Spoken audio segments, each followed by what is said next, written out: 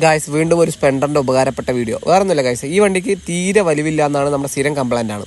പക്ഷേ വേറൊരു വർക്ക്ഷോപ്പിൽ കൊണ്ട് കാണിച്ചപ്പോൾ ഒരു ക്ലച്ച് പ്ലേറ്റും കാര്യങ്ങളൊക്കെ ചേഞ്ച് ചെയ്തു എന്നാണ് എൻ്റെ അടുത്ത് പറഞ്ഞത്.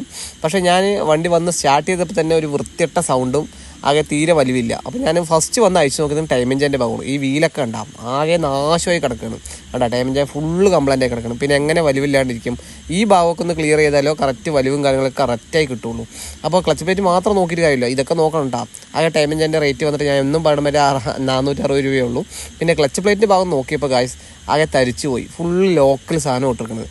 പിന്നെ തീരെ വലിവുണ്ടാവില്ല, ലോക്കലിട്ടതിന് ഒന്നാമത് വലിവുണ്ടാവില്ല. പിന്നെ ഞാൻ വേറൊരു നോക്കി, എന്ത് നമ്മുടെ ക്ലച്ച് ബെല്ല്.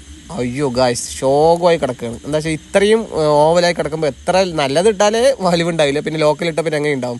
പിന്നെ ഞാൻ എന്താ ക്ലച്ച് പ്ലേറ്റ് കാര്യങ്ങളൊക്കെ ഒറിജിനൽ തന്നെ മേടിച്ചിട്ടു. അതേമാതിരി മെറ്റൽ പ്ലേറ്റ്, ക്ലച്ച് പ്ലേറ്റ് മാറ്റുമ്പോൾ തീർച്ചയായും മെറ്റൽ പ്ലേറ്റ് മാറ്റണം. ഞാൻ എല്ലാ തവണയും പറയണതാണ് മെറ്റൽ പ്ലേറ്റും. പിന്നെ ക്ലച്ച് ബെല്ല് അത് ഞാൻ എല്ലാവരും സാധാരണ നമ്മൾ സെറ്റ് ചെയ്ത് വിടുകയാണ്, ലൈറ്റിൽ കൂടെ സെറ്റ് ചെയ്ത്. ഞാൻ പക്ഷേ അങ്ങനെ ചെയ്യാറില്ല. ഞാൻ ഫ്രഷ് നമ്മുടെ ഒറിജിനൽ ഹീറോൻ്റെ തന്നെ മേടിക്കാൻ കിട്ടും.